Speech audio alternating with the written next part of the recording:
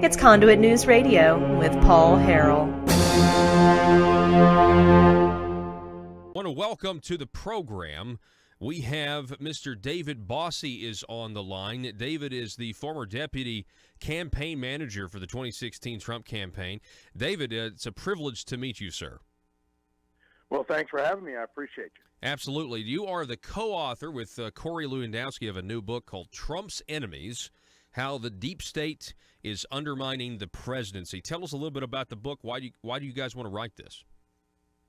Well, this is our second book together. Last year we wrote Let Trump Be Trump, which was our kind of our feel-good campaign book about how the president ended up winning that race that he didn't have a chance to win. And then this year we decided after the first 2 years of his presidency to make sure the American people knew exactly what this president was up against.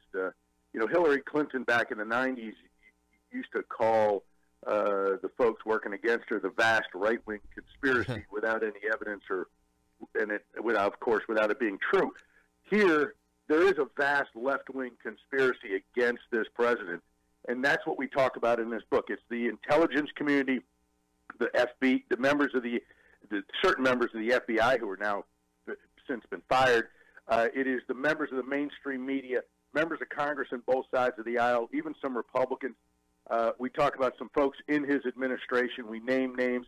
It's important that the American people understand that during the campaign there was a concerted effort by people using their positions and badges to use intelligence agencies to undermine and defeat this president. It's never been done before in American history, and it ought not be done again. Do you think some of these people in these intelligence agencies that were actively, trying to stop the president from being the president or spying on his campaign, do you think they have something to hide? Oh, of course. That's why they've all been fired for the most part. There's still a couple still working there.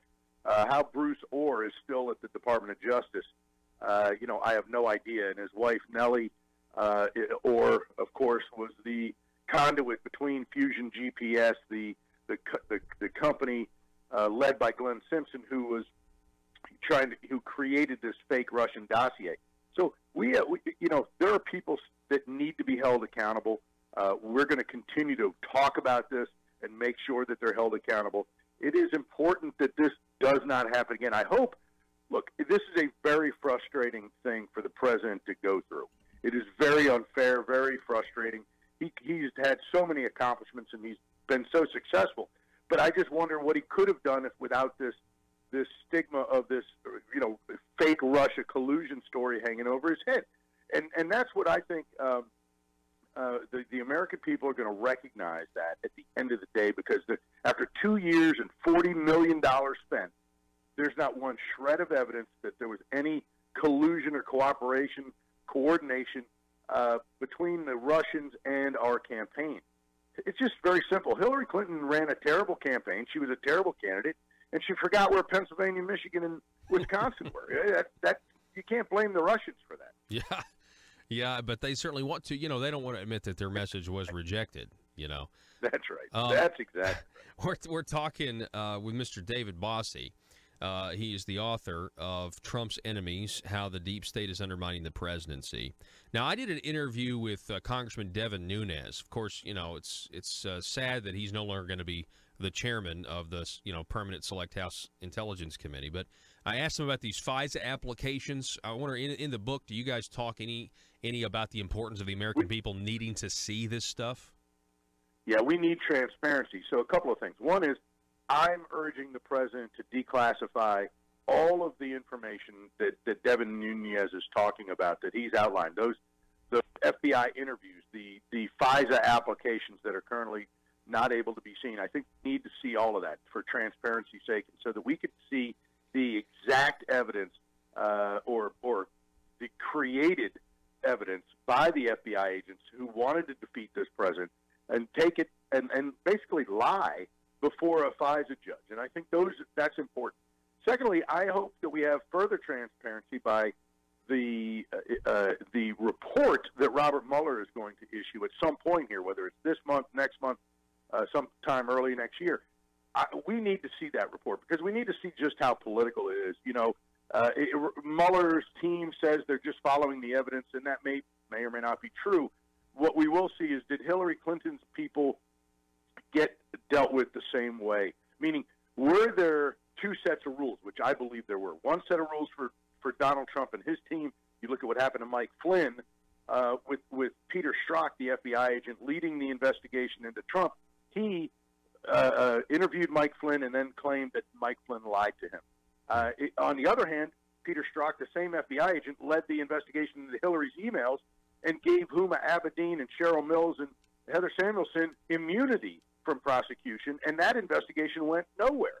It's two sets of rules depending on who you are, and that's what we don't do that in America. It's equal justice under the law, and that's what we're not seeing, and that's why this president fights back every day.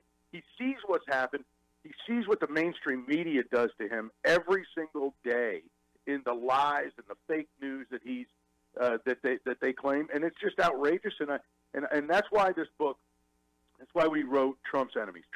Look, this book is going to give you a behind-the-scenes look from our worldview. Two guys that talk to the president routinely and regularly, and we talk about his frustration. We talk about some of the incredible moments that we've had with him over the last year. I traveled with the president the day that John McCain's body was being flown back from Arizona to Washington, and I describe that in the book. We talk about many of the important times that we're together. I actually was on the plane the day that Paul Manafort was found guilty and Michael Cohen pled guilty that same afternoon. Wow! So we have some amazing times that we're with the president. We share those behind-the-scenes stories. It's a great read. I hope people enjoy it. There's also a 1-hour interview that we did with the President of the United States in the Oval Office. The two of us had never conducted an interview before of anybody, and the President sat with us. It was his first interview in 2 years for a book, and we have it in ours, and it's in there in its entirety, and we cover a wide range of topics, and I think people will find it fascinating, and That's I hope people are able to pick it up. We're talking with David Bossie, the former Trump deputy campaign manager. David, I just got one more question for you.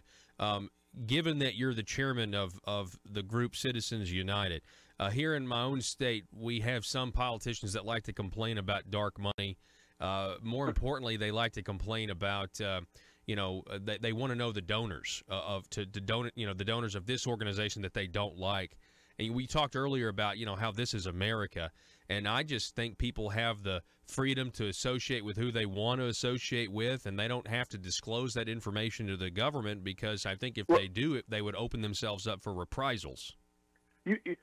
I think just the American people are very smart, and all you have to do is turn the television on and see what happens to people who walk down the street with a Make America Great Again hat on, okay? Just look at what happens when you're Sarah Sanders and you walk into a restaurant. Look what happens to folks who support this president are attacked at every turn, physically attacked, and their businesses are attacked. So if you don't think, and by the way, this is equal on both sides. Our founding fathers believed in anonymity. Okay, they believed that it was more important to have free speech than it was for the government to know who you were, because then it was the British government. And so we need to take a deep breath and now look, on political operations, I am totally fine with total disclosure, immediate disclosure of all gifts if they're for political purposes. If they're for a foundation or for a C4, a political organization that does charitable work, those are not that important. Look, I think that we could have arguments on both sides, but this Arkansas law is quite honestly terrible. It doesn't do any good for anybody, and y'all should try to think about how you figure that out, because having candidates disgorge money after their elections is ridiculous, because all that does is require them to raise more money, spend more time raising money when it comes to their election cycles, instead of letting it sit in their accounts. So I would urge the state legislature to fix some very simple things that would alleviate the stress on raising money. David Bossie, I know we're out of time with you, sir. The book is Trump's Enemies. It would make a great stocking stuffer Christmas present, and I really appreciate you writing the book, and I appreciate meeting you today, sir. Thank you for having me. All righty.